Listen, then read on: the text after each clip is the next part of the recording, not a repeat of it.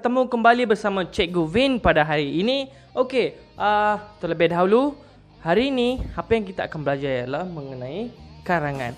Okey, sebelum saya memberitakan tentang mengajar kamu tentang karangan ni, saya nak kongsikan terdapat beberapa orang tanya pada saya, Cikgu Vin, kan ramai cikgu-cikgu lain yang buat video untuk bahasa Melayu.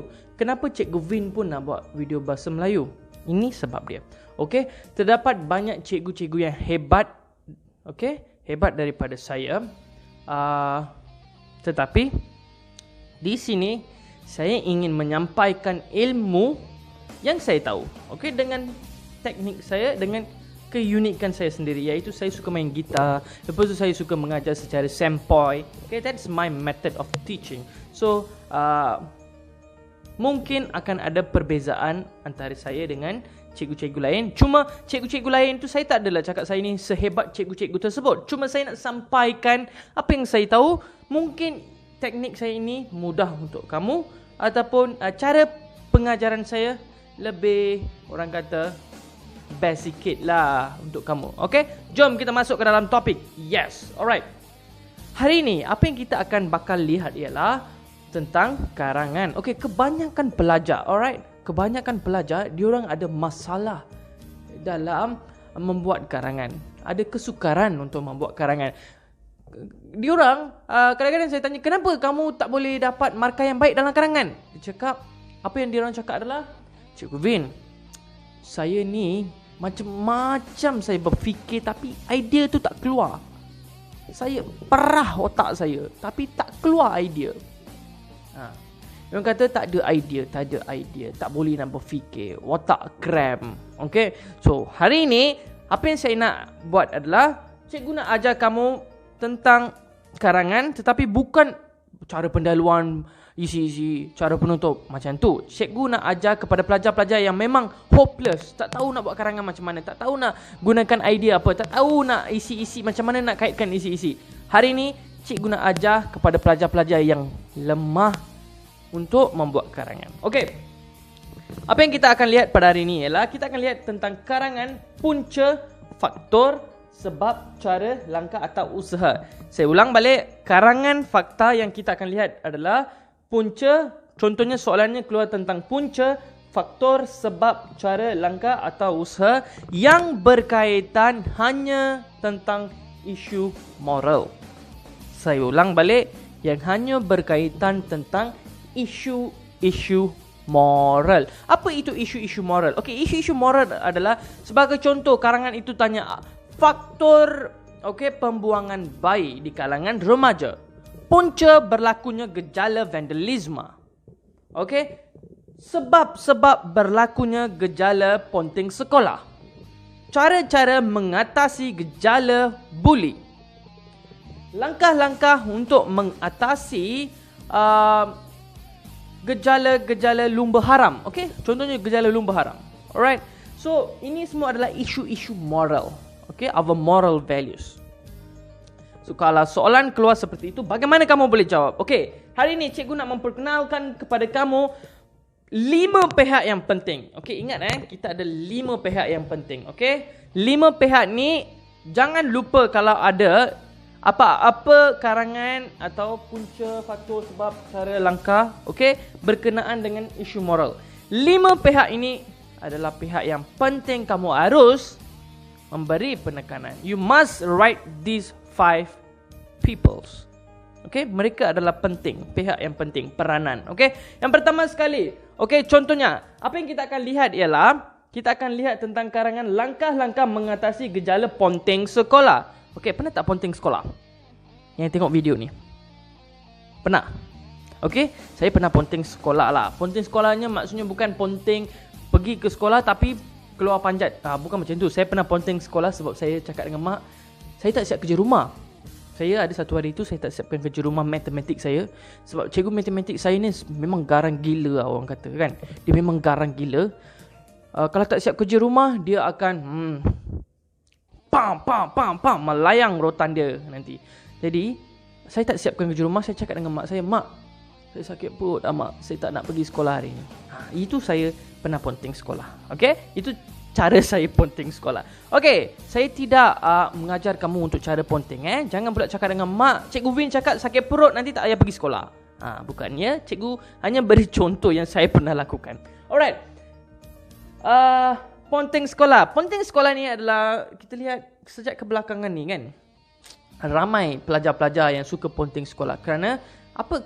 Sebab mungkin mereka tidak minat untuk belajar. Mungkin mereka tidak menyiapkan kerja rumah macam cikgu cakap tadi. Mungkin mereka ada masalah disiplin. Okey, ini adalah kenapa mereka ni suka ponteng.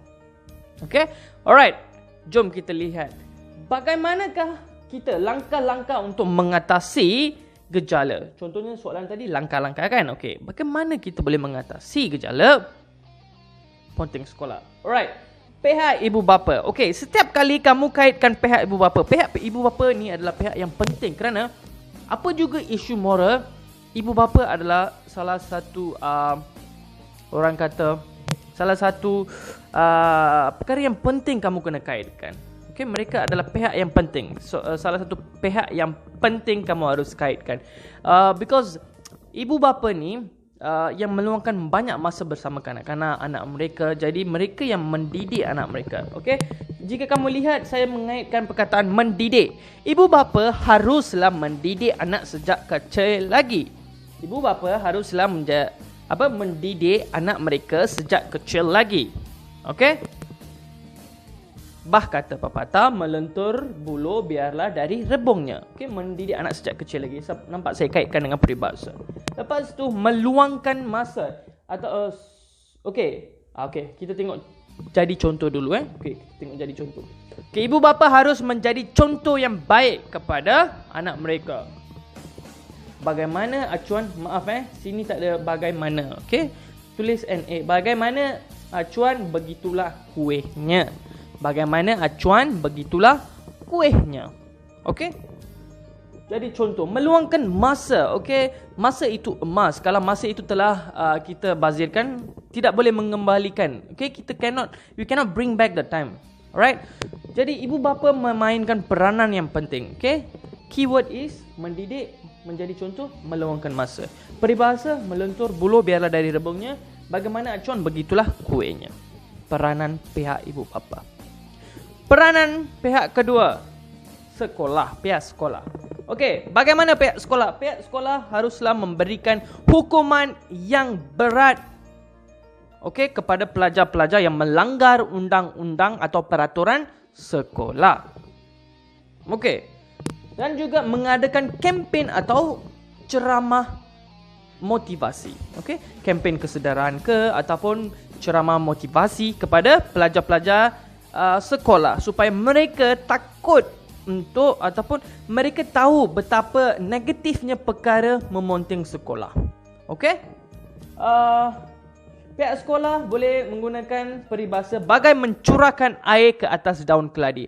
Maksudnya pelbagai usaha yang telah dilakukan oleh pihak sekolah, tetapi namun ia seumpama bagai mencurahkan air ke atas daun keladi. Maksud di sini adalah perkara yang sia-sia, tidak berkesan. Ataupun yang kedua, hangat-hangat tai ayam. Kebanyakan sekolah mempunyai disiplin, tetapi ramai pelajar kebanyakan pelajar masih tidak mengubah sikap mereka lagi kerana seumpama segala langkah-langkah yang diambil oleh pihak sekolah adalah seumpama hangat-hangat tai ayam. Maksudnya perkara yang sia-sia. Okey, ini adalah untuk pihak sekolah. Okey, kita sudah lihat pihak sekolah. Keyword dia hukuman, kempen atau ceramah. Dan seterusnya, jom kita lihat pihak masyarakat. Pihak masyarakat. Okey, masyarakat memainkan peranan yang penting. Okey, they play a very important role. Okey, masyarakat, society. Okay, whatever yang kita nampak, apa juga yang kita nampak di sekeliling kita ada masalah, isu, masyarakat harus memainkan peranan yang penting. Okay, because kebanyakan orang suka menuduh jari, dia tak betul, dia tak betul, dia tak betul, ini tak betul, tak betul, tak betul, tak betul. Ramai suka menuduh jari, betul. Tetapi apa peranan kita untuk membantu orang yang tidak betul itu? Bagaimana kita nak memperbetulkan mereka? Kita tak bolehlah hanya tuduh jari, dia tak betul, ni tak betul, ni tak betul. Siapa nak mengubah mereka? Jadi perubahan harus berada dalam diri kita dulu, iaitu masyarakat. Okey, masyarakat kalau kita lihat tidak penting diri. Kebanyakan masyarakat kita lihat mereka mementingkan diri. Jadi kamu bolehlah sebut pihak sekolah, pihak masyarakat haruslah tidak menjadi sebagai enau dalam belukar melepaskan pucuk masing-masing. Maksudnya janganlah kamu mementingkan diri. Okey, hidup saya, keluarga saya, kerja saya. Itu je. Jangan mementingkan diri. Masyarakat haruslah tidak seperti enau dalam belukar melepaskan pucuk masing-masing. Okey? Prihatin. Masyarakat haruslah prihatin. Kamu harus prihatin. Okey, kalau kamu nampak pelajar-pelajar ponting sekolah, apa masyarakat harus buat? Masyarakat haruslah prihatin kepada isu-isu moral yang berlaku di kalangan pelajar ataupun di kalangan remaja. Okey? Lepas tu melaporkan hotspot. Apa itu hotspot? Bukan hotspot ni yang kita handphone yang kita bagi hotspot pinjam kawan-kawan yang orang kata selalu ada geng-geng ni kan. Dia selalu tak suka beli internet, dia nak jimat duit dia, kedekut, dia nak jimat duit dia minta hotspot kawan dia. Bukan hotspot tu ini bukan hotspot tu. Hotspot ni adalah tempat yang sarang perjumpaan. Okey, sarang perjumpaan. Memang hotspot, tempat tu memang tempat yang orang kata hot untuk pelajar-pelajar ponting sekolah.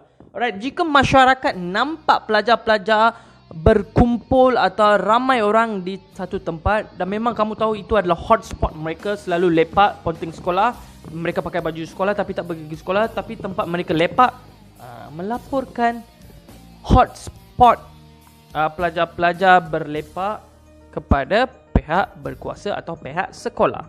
Okey, boleh melaporkan dan juga boleh menasihati. Okey, kamu boleh menasihati juga pelajar-pelajar kerana jangan selalu kita mementingkan diri, anak aku baik sudah, anak lain biar hancur. Jangan seperti itu. So, kamu bolehlah tulis menasihati pelajar-pelajar yang suka memonting sekolah jika mereka nampak masyarakat. Okey, keyword dia tidak penting diri, prihatin, melaporkan tempat hotspot, menasihati.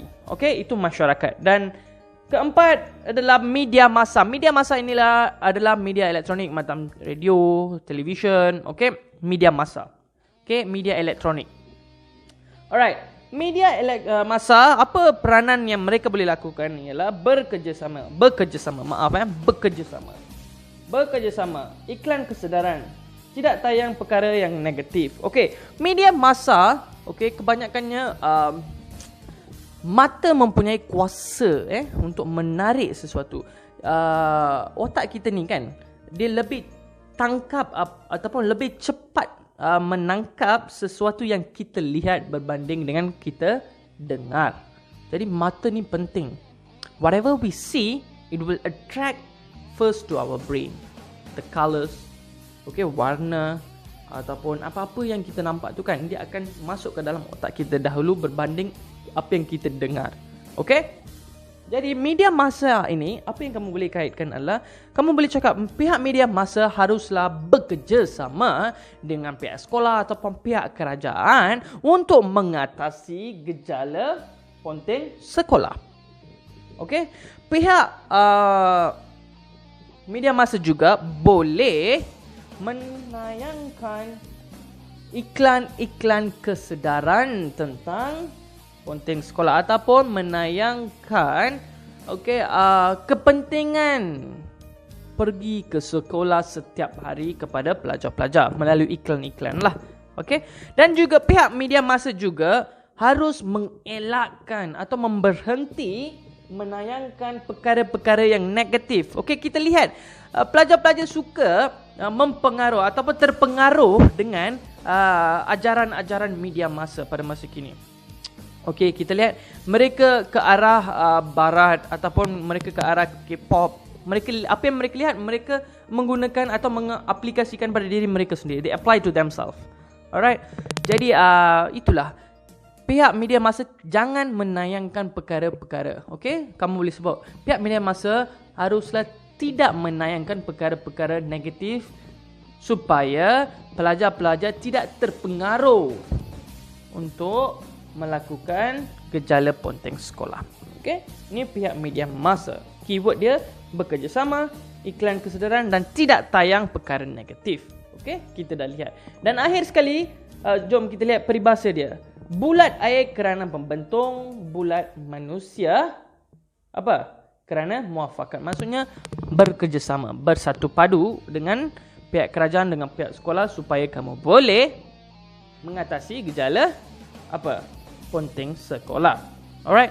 Jadi ini adalah 4 pihak yang saya telah bercerita kepada kamu, dan kamu juga boleh menggunakan pihak kerajaan. Okey, contohnya pihak kerajaan haruslah mengambil inisiatif-inisiatif yang baru seperti mengadakan kempen-kempen kepada pelajar, mengadakan rondaan. Pihak kerajaan boleh memberitahu kepada pihak polis untuk mengadakan rondaan di kawasan-kawasan pelajar yang suka memonting. Okey, jadi pihak kerajaan pun boleh memainkan peranan yang penting. Okey, so kita telah lihat pihak ibu bapa, pihak sekolah, pihak masyarakat, media massa dan kerajaan. Dan ini adalah secara ringkas kamu boleh gunakan kepada punca faktor sebab juga. Sebagai contoh, punca-punca berlakunya gejala ponteng sekolah. Ibu bapa, kamu jadikanlah terbalikkan, to the opposite. Ibu bapa tidak mendidik anak sejak kecil lagi. Ibu bapa tidak menjadi contoh baik kepada anak mereka. Ibu bapa tidak meluangkan masa. Punca dia. Pihak sekolah tidak memperketatkan undang-undang lagi. Masyarakat suka pentingkan diri, tidak prihatin. Media massa tidak terlalu bekerjasama dengan pihak sekolah, dengan kerajaan, tidak menyiarkan iklan kesedaran, tidak menayangkan isu-isu negatif. Nampak tak saya terbalikkan benda tu? Kalau punca, jadikan sebagai negatif. Kalau cara-cara, jadikan sebagai positif. Okey, saya percaya kamu faham apa yang saya sampaikan pada hari ini. Dan jika kamu ada sebarang pertanyaan atau soalan, kamu boleh, apa cikgu tunjuk ni?